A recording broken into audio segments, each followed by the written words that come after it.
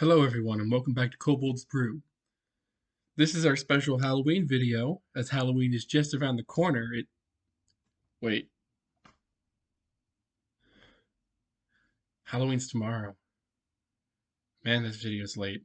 Anyway, this video we're going to be talking about black magic. We're doing it. We're going to skip a little bit of all the class and race stuff temporarily to talk about something that's way more dark, a little bit more kind of in the Halloween theme because, Halloween's tomorrow. In a lot of kind of fantasy genres, except I don't know about that one. A lot of fantasy genres that have magic, there usually is a corrupt version that hurts people, but that's not really in D&D. I mean, you guys kind of can say Warlock is, but I wasn't fully satisfied with it. So this is their first of two alternate spellcasting system known as Black Magic. In order to be able to use Black Magic, one has to be taught it by another Black Magic wielder, or have been in the Abyss and learnt it there. Or you could have chosen the subclass. Every single class that can cast spells normally has a subclass option in this book that gives them black magic access. You can only really know a specific black magic spell if you know the corrupted version of it. The corrupted black magic spell has the same casting time and components generally. They still say individually when comparing the spells. Black magic is kind of unique, demonic, and hurtful to the user as it's going on. Black magic is unique. When you want to cast a black magic spell, it does not expend the spell slot of the level of the spell it was corrupted from, but instead it expends a black magic slot. Now, how this kind of works is black magic spells are corrupted versions of the regular spells. And so you have to know that regular spell. So say you want to cast a black magic spell and say that have the spell prepared, counterspell.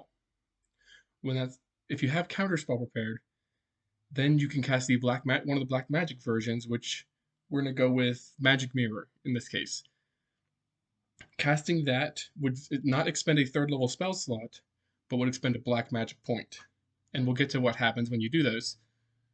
And Magic Mirror has its own effects instead of counterspell, as Magic Mirror is one that reflects the spell back instead of just countering it.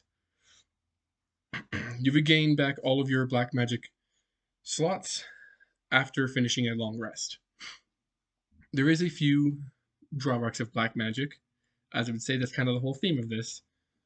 Casting black magic usually makes the spell you're attempting to cast stronger or a more unique version. However, casting a black magic spell does cause drawbacks.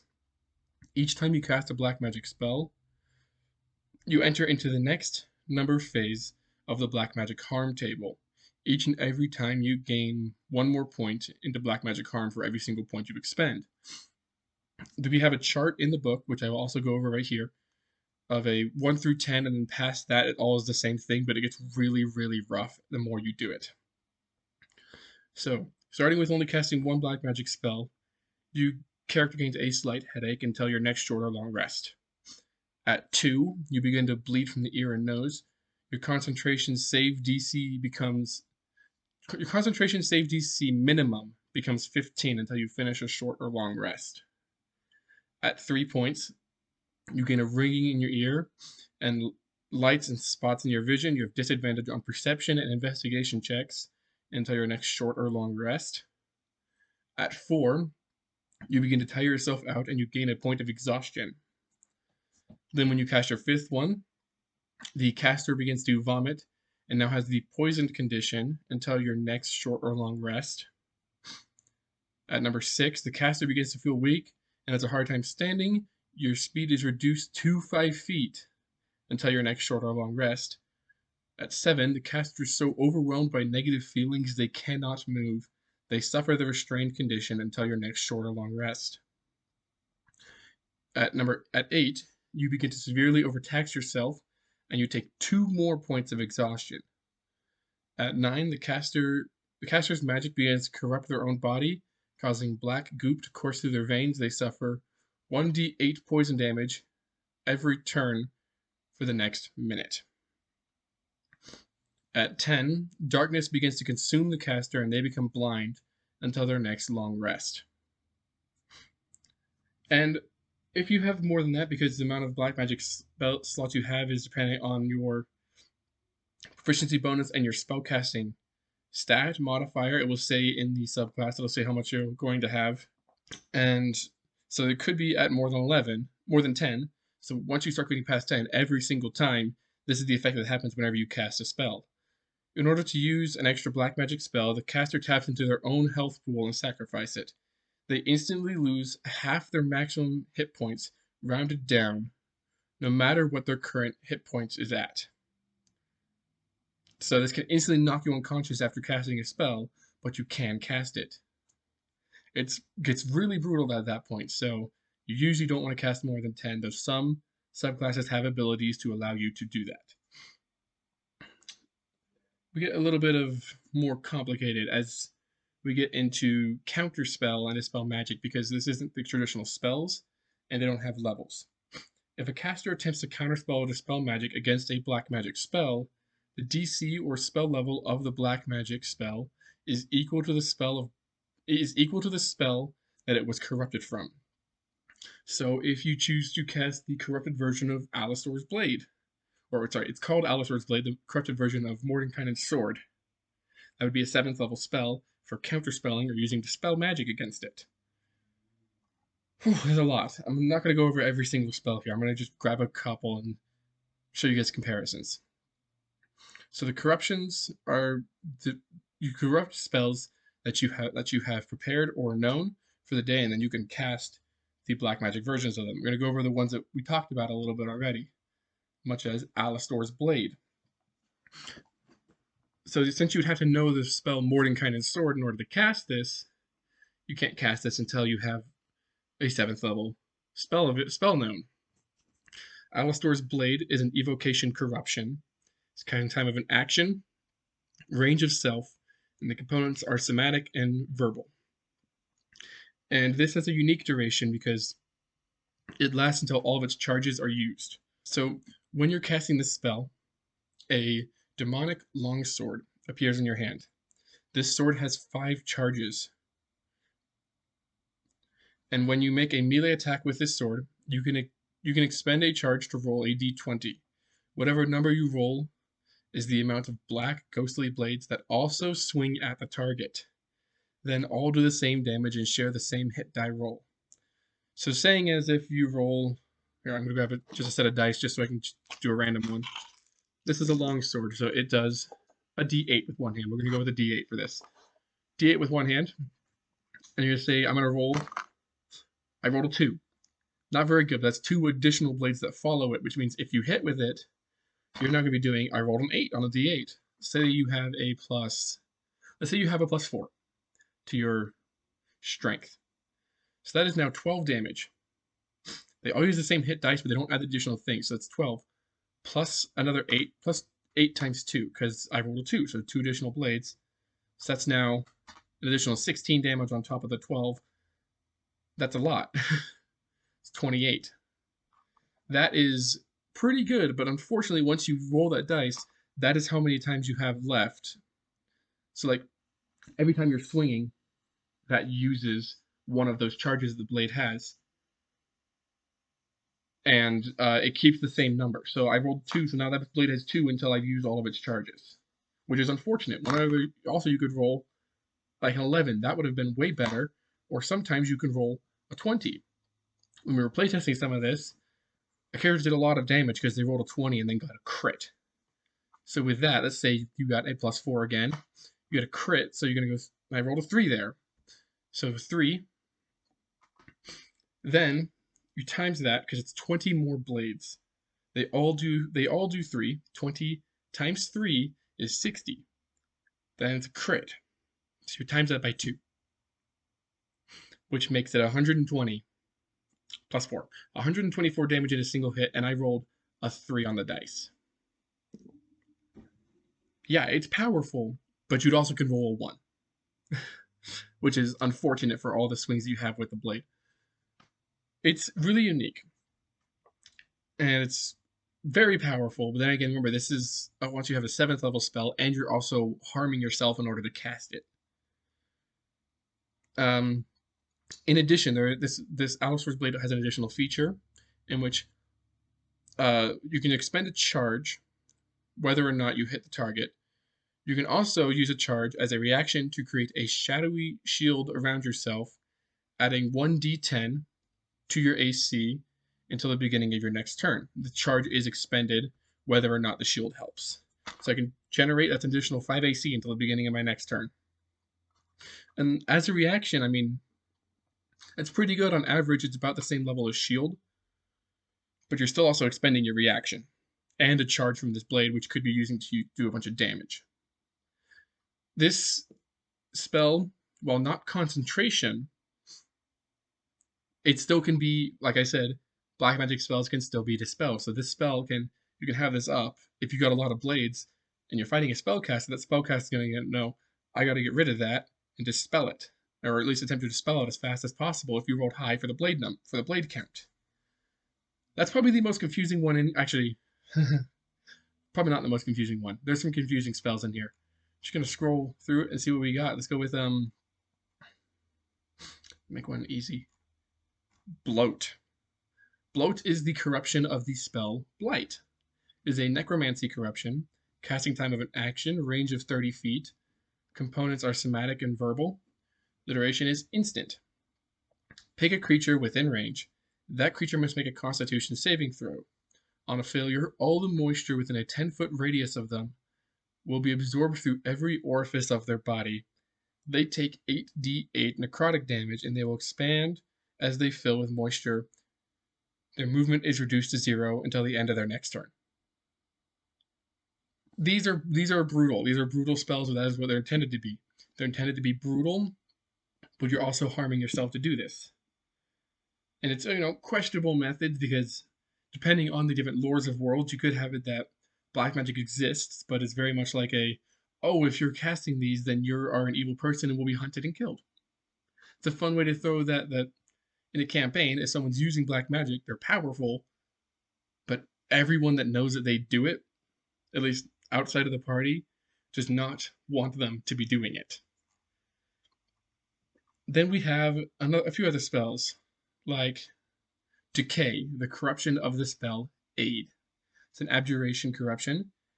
Action, range of sight, components are somatic and verbal, and the duration is 2 rounds of initiative or 12 seconds. You choose up to 3 creatures within your sight. Over the next 2 turns, their skin begins to weaken and adds a level of exhaustion to each creature. In addition, at the beginning of each turn, the creatures also take 5 necrotic damage, so it's not much. 2 levels of exhaustion. No save. That's great. The damage, it's 10 damage. And it's necrotic, so if you're trying to fight an undead, it's either not going to do anything or it's going to do barely anything. But it's pretty brutal with the exhaustion, unless there's creatures immune to exhaustion. There is around, I believe, 60 black magic spells, each corruptions of spells from the player's handbook. And I believe there's one or two from other books, or I think there might even be one in this book. I don't remember. I wrote this a while ago. Where is it? Magic Mirror, like I mentioned earlier. It is Abjuration Corruption. It's corruption of counterspell. It has a casting time of a reaction, a range of 60 feet. It is somatic and verbal components, and it's instant. When a creature in your range who is attempting to cast an attack spell, it must be an attack spell, not a status spell, they must make a wisdom saving throw, or else that spell is going to backfire against them. So essentially the spell then targets them. So the spell instead will target the original caster instead of their intended target. Stuff like that. It's not like a traditional one where you try to beat a DC. It's where they go, you cast a spell and they cast a spell, and you go, no, make a wisdom save instead of trying to make a counterspell check. So it's a little interesting. That one's not as good for bards because, you know, the whole jack of all trades adding half your proficiency to it would make it so that you got an additional bonus to your counterspell checks. But unfortunately with that, it wouldn't work because the enemy's making the check instead of you. And we're going to go with one more. Let's go with Reverse Wounds, which is pretty expected. Cure Wounds Corruption. Reverse Wounds is a necromancy corruption. It's a casting time of an action and a range of touch. It is somatic and verbal and instant. You touch an injured creature, and suddenly its wounds get worse. Cuts get larger, bones turn to dust, organs pop. All progress on healing is instantly lost, and they gain the bleeding effect. After an initial damage of 1d8 plus your spellcasting ability, this cannot be undone using Cure Wounds, but can be undone using Lesser or Greater Restoration. This bleeding effect is more, it's put as that, but it's more like it's the poisoned effect. It has the same kind of conditions of it. It just essentially is like, you do this person's considered poisoned, and they take a little bit of damage. It's pretty good for a reverse of Cure Wounds. Makes it so a cleric who suddenly is healing someone can turn around and just go, you're bleeding now. And I think it's probably all we're going to put. No, I'll do one more. One last spell, and then we'll call the video. We have Wild Magic Field. This is a fun one. It is the corruption of Anti-Magic Field, so you have to have 8th level spells in order to even be able to attempt to cast this. The casting time is an action. It is a range of self, but is a 30-foot radius. Components are somatic and verbal, and it is 1 hour concentration. When you cast this spell, this creates a 30-foot radius of magical energy distortion. Whenever a spell is cast within this field, roll on the Sorcerer's Wild Magic table. All spells cast outside this field going in are disabled and cancelled. So if someone were to cast a fireball into the range of this, now they can be burst outside of it and going in, but if the center of the spell, that's like area effect, is inside of it, then the spell fizzles out almost as if it was counterspelled. This is pretty powerful, but this is also, remember, wild magic. This is the Sorcerer's Wild Magic that's affecting this. Every spell that gets cast inside, including cantrips. So you can really have a lot of fun with that spell. But remember, this is also an 8th level spell. You're going to be high level by the time you have this. Most battles are not going to last very long when you have 8th level spells, because Force Cage exists, and it's broken. They really need to fix some of it. Anyway, I think that's going to call this video. It's been fun. This video was meant to come out last week for Halloween, but hey, you know what? Day before Halloween, not too bad. Black magic, really interesting. In our campaign that we play as, we have a witch who uses black magic, which is, remember, one of our other classes. And, well, they're really interesting with utility, because there's so many different spells. They know every single black magic spell on this list because they built out the character this way. And they also got permission from the DM to be able to have ones of higher levels, because witches are only half casters. But they're an interesting character, and they usually go through 3 or 4 black magic points in a fight. For us, the most they ever went down to was, I think, 6. They used 6 in one fight because that was a very long fight. But I mean, black magic is really good for both utility and just entirely throwing a twist out in the battle when it's unexpected, because you can't expect the corruption of a spell that you already know.